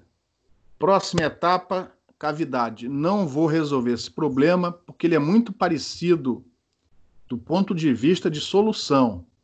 Ele é muito parecido com o do guia retangular. Simplesmente você some com a exponencial complexa para variação em z e no lugar dela põe uma combinação de seno e cosseno.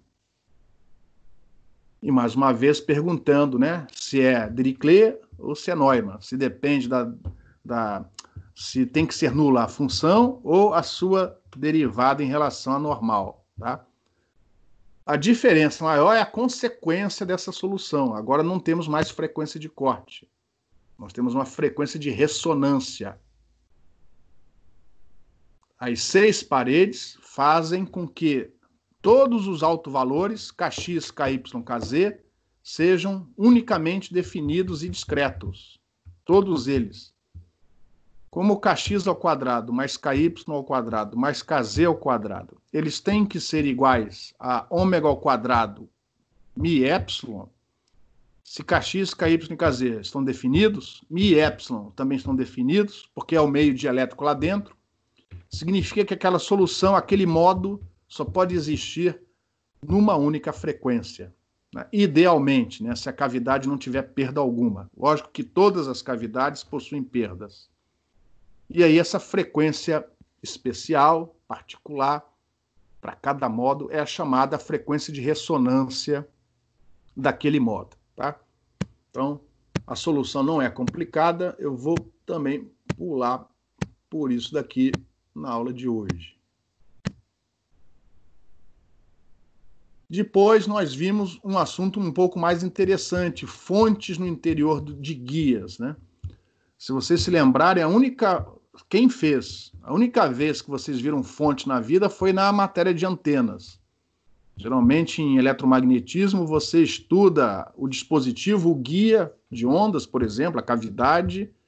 O professor fala assim, vai depender das fontes que você põe lá dentro. Então você separa em TE e TM, mas nem todas vão aparecer, vai depender das fontes. Então esse é, aqui no curso, se eu não me engano, minto, existem outros problemas, mas dentro de guias vai ser a única vez que você vai ver esse problema sendo resolvido. E mesmo assim, para geometrias muito particulares. Fontes no interior de guias. E aí a gente põe um caso extremamente simples, apesar de vocês não acharem isso, mas ele é extremamente simples e particular. Essa fonte, seja ela qual for, ela é superficial e está contida num plano Z constante, que eu defini só para simplificar as equações no plano Z igual a zero. Que tipo de fonte tem essas características? É muito comum quando você alimenta um guia de ondas, ou até uma cavidade, usando um condutor interno de um cabo coaxial, é como se ali dentro você estivesse colocando um monopolo, um monopolinho. E se essa seção reta desse condutor for muito fininha, muito fininha, muito fininha, comparada com o comprimento de onda, você pode dizer que aquilo ali é uma corrente filamentar. E corrente filamentar é um caso particular dessa corrente de superfície. Então, modelos como esse são usados nesse tipo de problema, por exemplo. Se a maneira de você citar esse guia for mais complicado que isso, provavelmente isso aqui sozinho não é suficiente para resolver o problema prático, tá? Mas sempre eu gosto de lembrar do Diego. O Diego está terminando o doutorado dele, vai submeter até um artigo para Nature. E ele precisou disso. E, obviamente, ele já não se lembrava mais. Ele perguntou, professor, me ajuda aí de novo, como é que resolve esse problema? Eu passei as notas de aula de novo para ele lembrar de como faz, tá? Bom, no caso daqui, a gente escolheu essa corrente superficial para ter só a componente na direção Y. E aí, pelas justificativas que foram dadas aqui, não vou rever tudo isso de novo, não tem tempo. Se é uma corrente elétrica, orientada em Y, a solução é TMY. Se é uma corrente elétrica orientada em X, de novo, Y em X, segundo as coordenadas que foram adotadas aqui, ó, tá? Z na direção do eixo do guia. Então, se for em relação a corrente paralela à direção Y, TMY. Corrente elétrica paralela à direção X, TMX.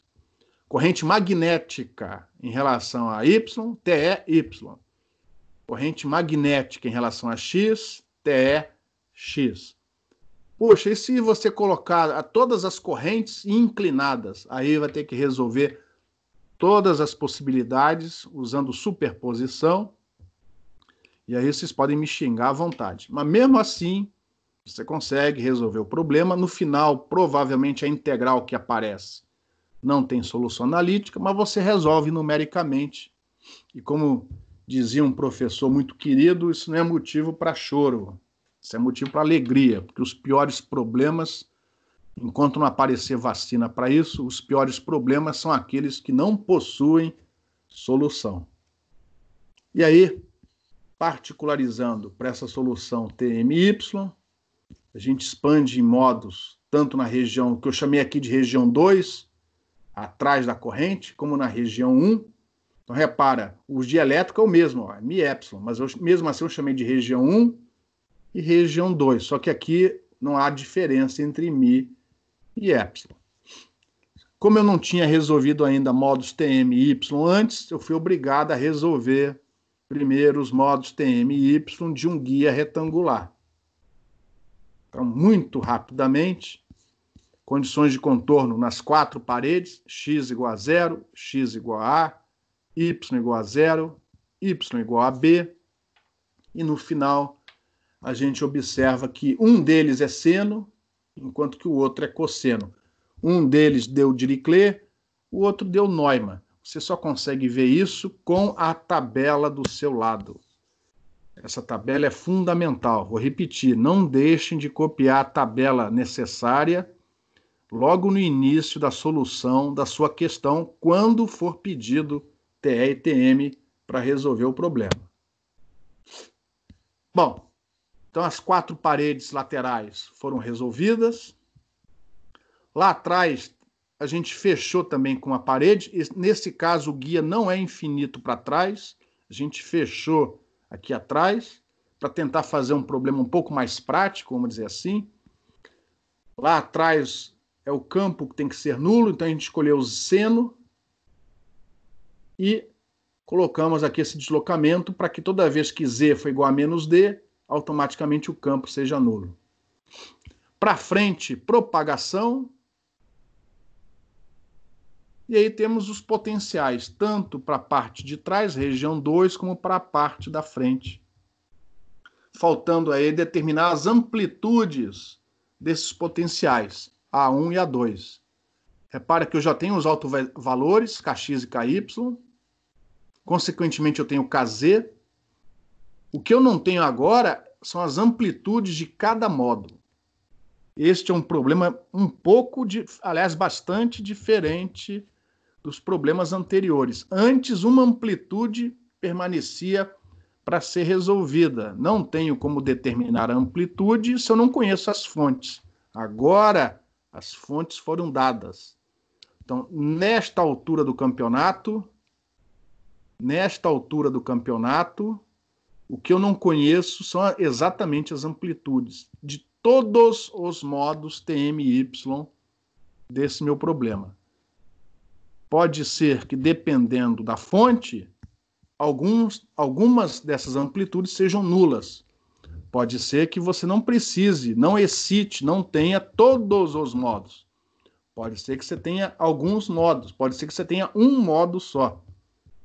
Isso vai depender da fonte, do J da corrente que você colocar aqui dentro. Que a gente não sabe ainda, a gente só disse que ela está na direção Y, mas fora isso a gente não disse que corrente é essa. Bom, temos ainda dois conjuntos de incógnitas, as amplitudes A1 e as amplitudes A2. Restou esta condição de contorno aqui, ó, fronteira. temos densidade de corrente superficial elétrica. E só densidade de corrente superficial elétrica. Logo, quais são as condições de contorno em Z igual a 0? Quem é que pode me dizer?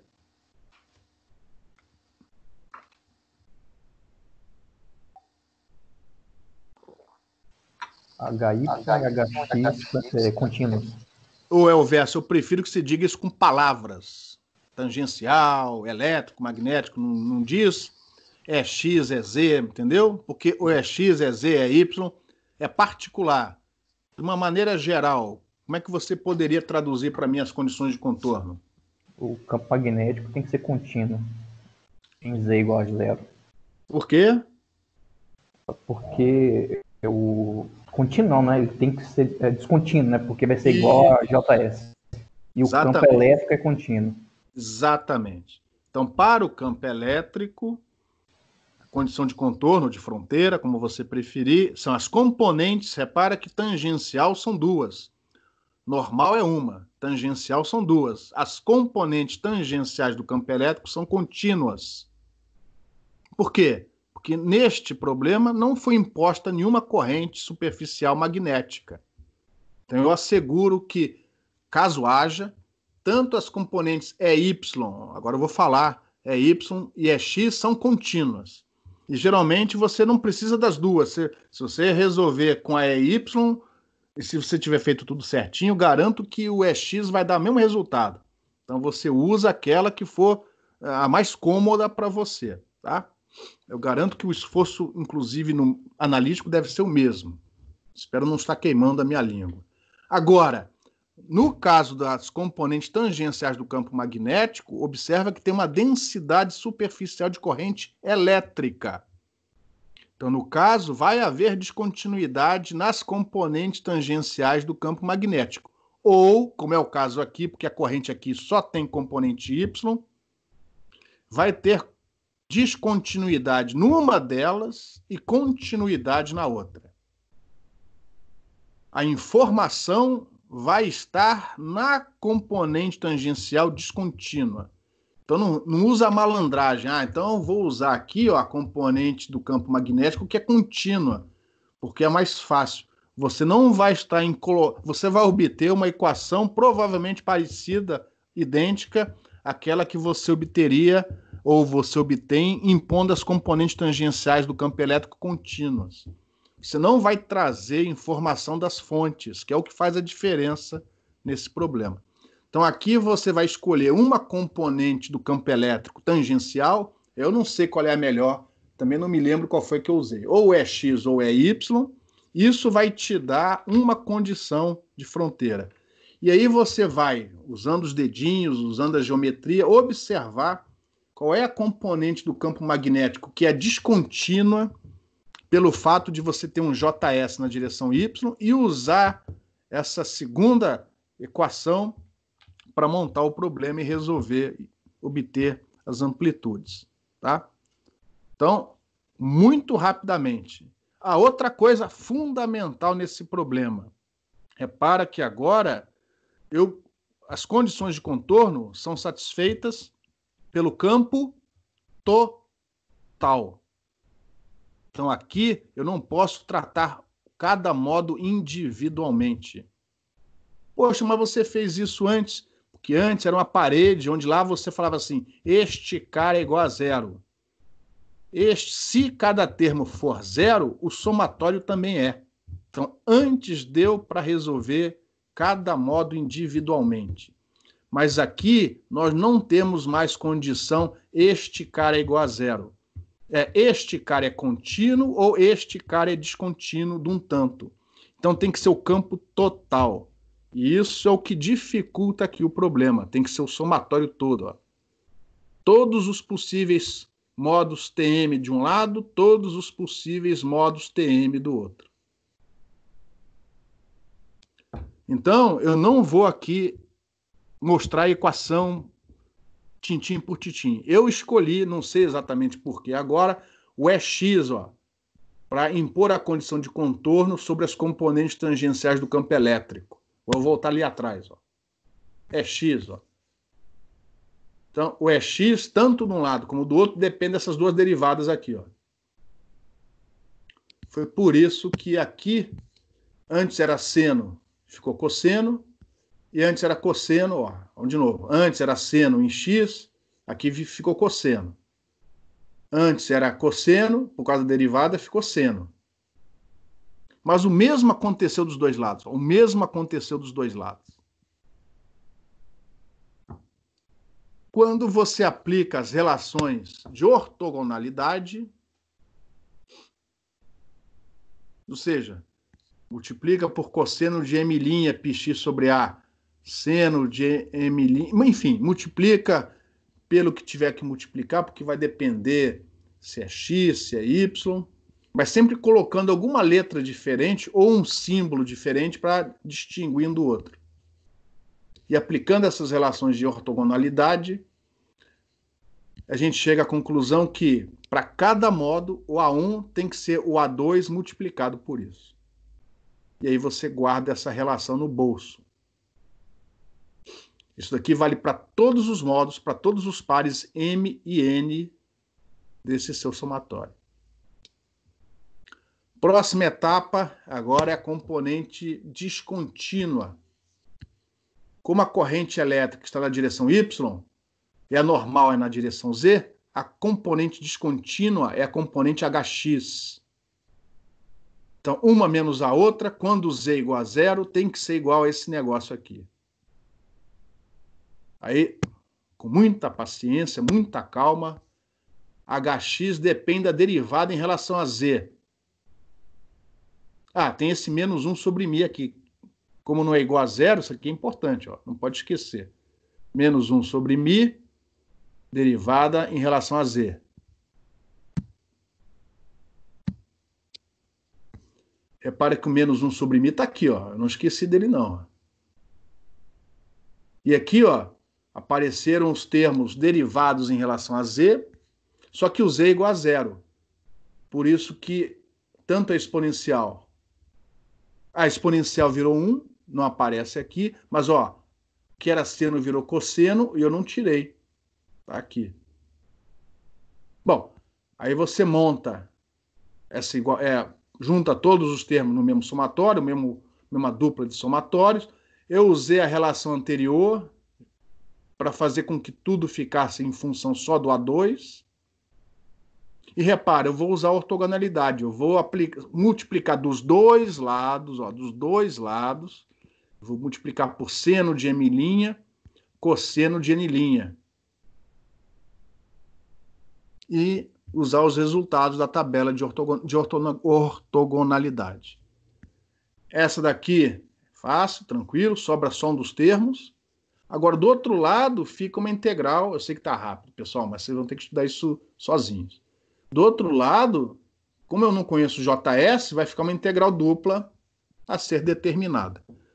Se essa integral dupla sair analiticamente, eu obtenho analiticamente todas as amplitudes dos meus modos.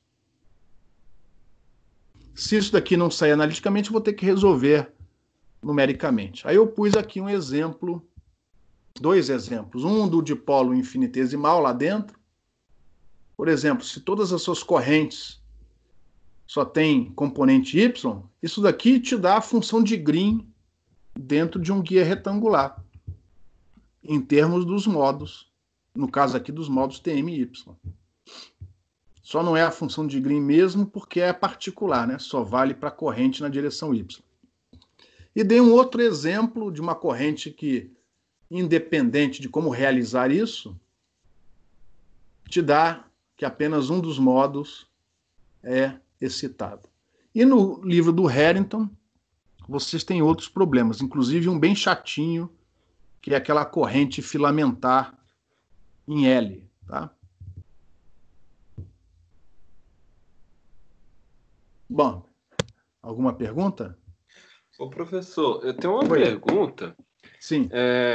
Vai no slide 50, que acho que é o primeiro Só um momentinho. dessa parte aí. Tá, esse aqui. Isso.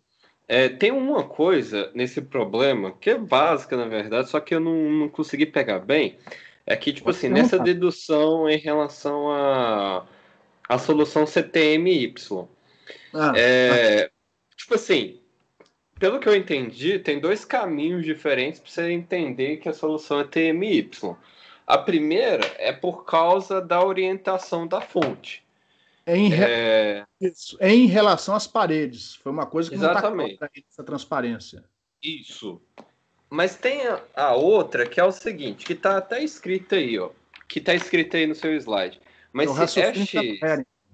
Oi? Que é o raciocínio que o Harrington usa. Isso. Que ele fala...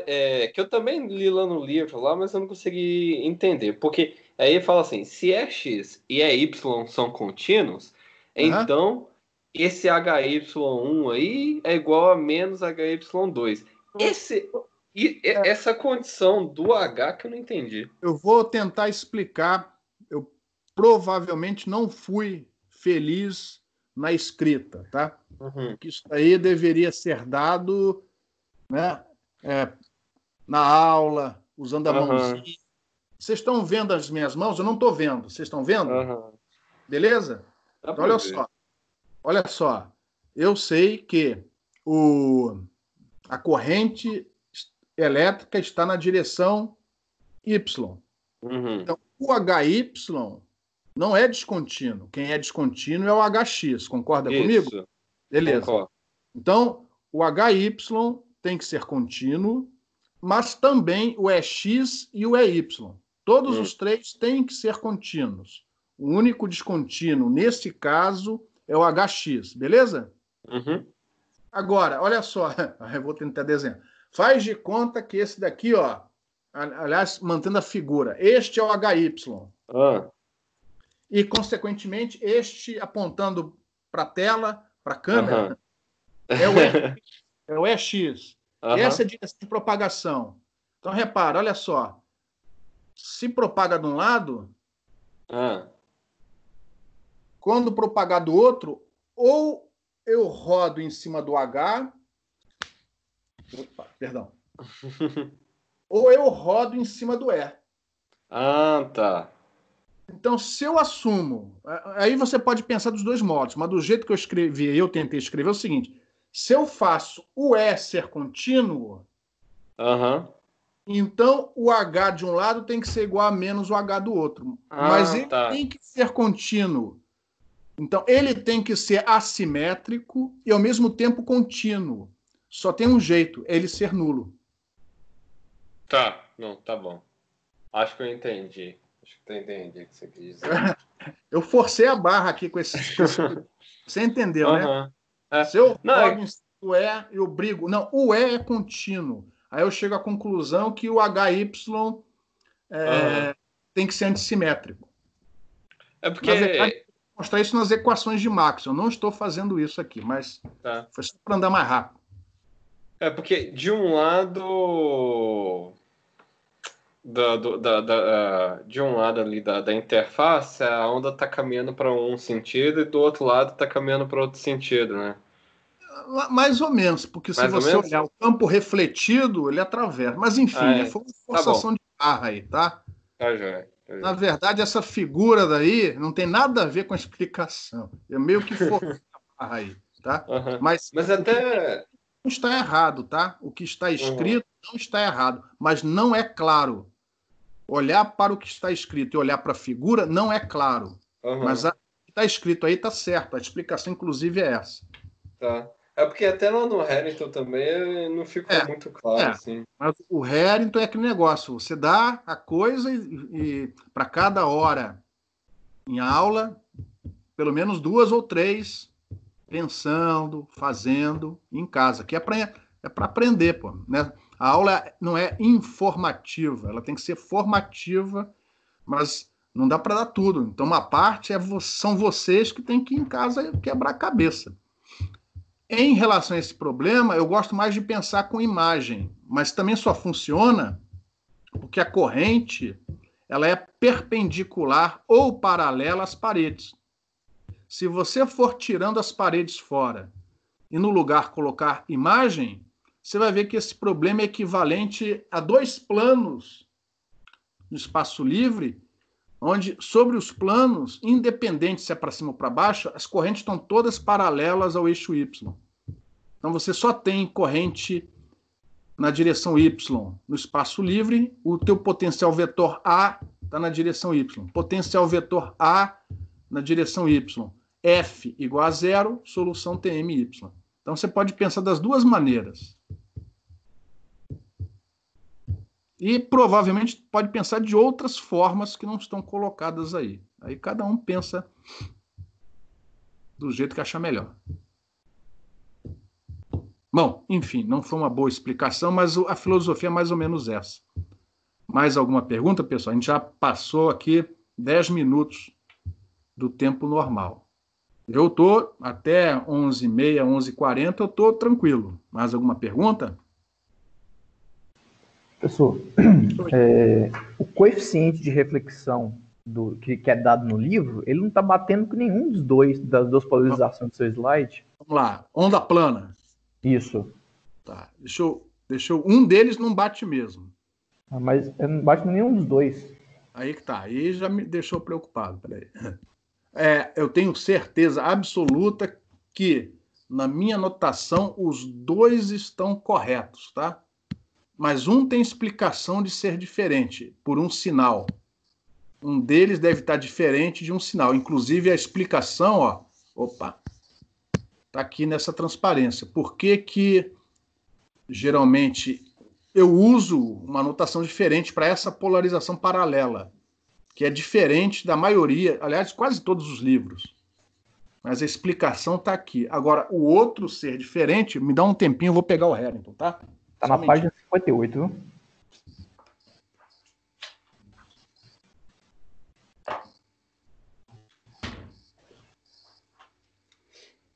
Página 58. Tá.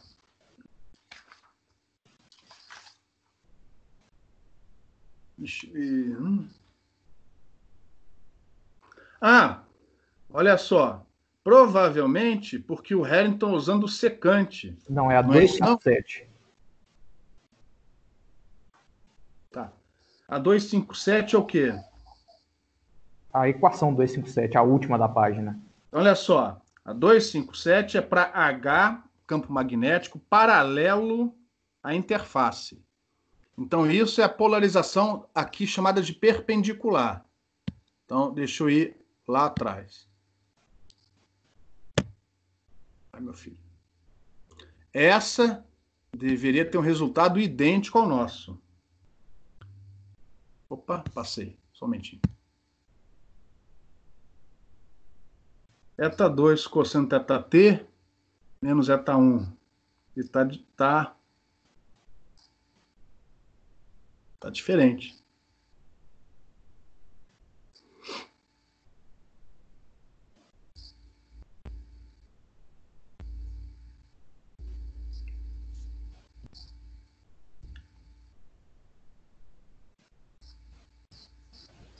Não, tá diferente, pô.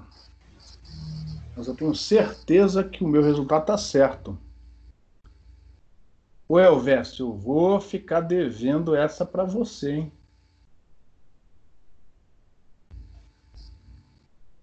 Eu vou ficar devendo essa. Não era para ser diferente, não. Era para ser igual.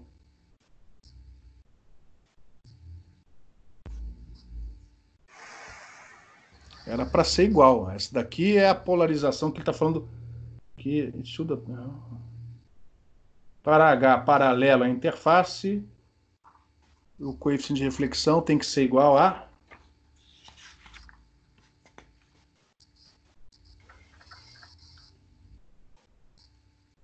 aqui, teta I, teta R, teta T. Tinha que ser igual, Everson. Beleza? Tinha que ser igual. Pode confiar no seu slide, então. Pode.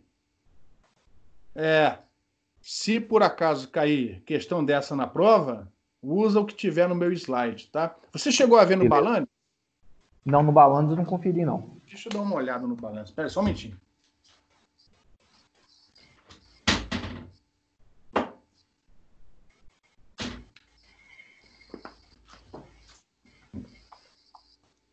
negócio, se tiver errado, vai ser... Há 20 anos se não der errado.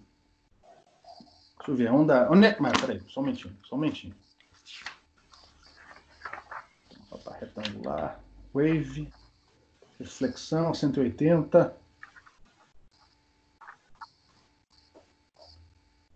Perpende 185. Só um momentinho. 185. Mas já fiz tantas vezes isso aí. Não quer dizer nada, né? Tá. Então a primeira é campo elétrico. Esse aqui é o campo elétrico perpendicular, tá? Aí coeficiente, tá 2 menos 0. Ó, o do Balani está igual. Deixa eu ver que eu tô. O do Balani está igualzinho ao meu. O do Balani está igualzinho ao meu. Então, isso daí, até que eu entenda melhor, ou é uma notação diferente. Não, é erro do Harrington. Tem alguma coisa errada ali. Ou ele está querendo dizer que o E que é paralelo e não o H, ou ele trocou as bolas, tá? No Balanis, esses coeficientes que vocês estão vendo aí na tela de vocês está igualzinho no Balanis, tá? Para outra polarização tem um sinal trocado, mas é porque eu faço de propósito. Geralmente, o pessoal de ótica e o pessoal de eletromagnetismo segue, eles invertem, nesta polarização paralela, eles invertem a orientação do campo refletido. Repara que aqui, ó, o azulzinho está para dentro, que é para, quando a incidência for normal, os dois resultados, paralelo e perpendicular, baterem. E aí eles falam assim, olha, quando a incidência é normal, não importa, você pode usar qualquer um deles, que dá o mesmo resultado. Se você inverter. Só que aí, quando você vai estudar propagação de ondas de rádio, você pega o campo direto, se não houver bloqueio, né? Pega o campo direto, soma com o refletido e tem o campo total na antena. Se você fizer desse jeito, para outra polarização, que a gente chama de horizontal em propagação, você tem que somar o refletido e o incidente. E aqui você tem que subtrair, porra. Aí como é que você fala para o aluno? Não, uma você soma, outra você subtrai. Eu prefiro dar desse jeito, avisando, ó, eu tenho uma notação, porque é tudo questão de notação, pessoal, é o sinal trocado. Eu tenho uma notação diferente do usual, porque quando chega em propagação, eu falo assim, ó, os coeficientes são rigorosamente aqueles de TIOG. TIOG é a matéria de eletromagnetismo que eu dou na graduação. É a mesma coisa que você vê em eletromagnetismo, e você soma o incidente com o refletido. Então é só por causa disso, tá? Então eu estou contente de ver que no Balanis, agora eu vou checar, por favor, a outra polarização. É exatamente a minha com o sinal trocado, tá? Então, mais uma vez, eu estou confiante nessas equações, tá? Tomando cuidado com essa inversão, eu não inverto aqui. O comum nos livros é aparecer invertido. Porque alguém fez isso há 100 anos atrás e entendeu? O pessoal continua fazendo da mesma maneira. E o que está no Harrington está errado. Pô, é difícil achar uma coisa errada no Harrington. Você achou uma. Eu nunca tinha percebido isso, para confessar. Hein? Beleza, pessoal? Beleza, Elvésio? Beleza, mais alguma sugeri uma edição 2 para eles lá. Não entendi. Sugeri uma edição 2 para eles lá. Por causa disso? Isso aí deve, inclusive, ter uma errata em algum lugar, mas eu nunca vi. Eu sempre falo assim, o Harrington nunca teve segunda edição, mas isso daí tá errado, viu? Tem um erro ali.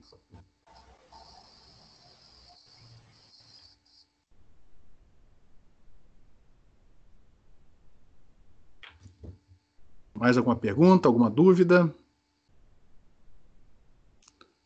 Olha só, pessoal. Então, o Hugo não está aqui. Eu vou mandar um e-mail para vocês só por causa do Hugo, tá? Para todos terem a mesma informação.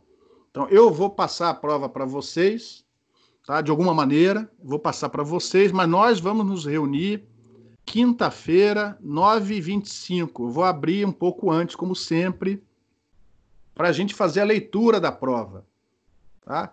faça a leitura da prova com calma, vocês perguntam o que vocês quiserem e vai ficar na base da confiança, tá, pessoal? É a prova individual, não façam, não copia, tá? Copia do livro, mas não pergunta para o colega, não faz aquela coisa de, você resolve a primeira questão, vou resolver a segunda, e a gente junta as coisas. A prova, apesar de ter 24 horas para fazer, eu não vou dar uma prova de exame de qualificação americana. É uma prova para fazer em 6 horas, com calma, com muita calma. Uns vão fazer em 8 horas, com muita calma, tá? Não é para ficar a madrugada toda.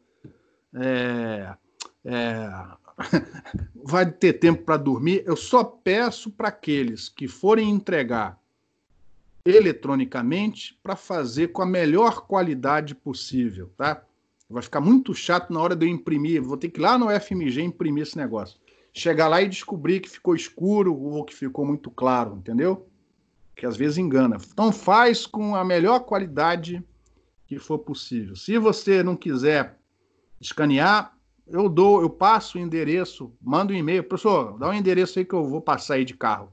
Põe dentro de um envelope e joga na minha caixa de correio, sem problema nenhum, tá? O prazo limite vai ser sexta-feira, 10 da manhã. Seja por e-mail, seja fisicamente, tá? Então faz com antecedência. Quanto mais antecedência você entregar isso daí, menos problemas de última hora poderão ocorrer. Alguma pergunta, pessoal?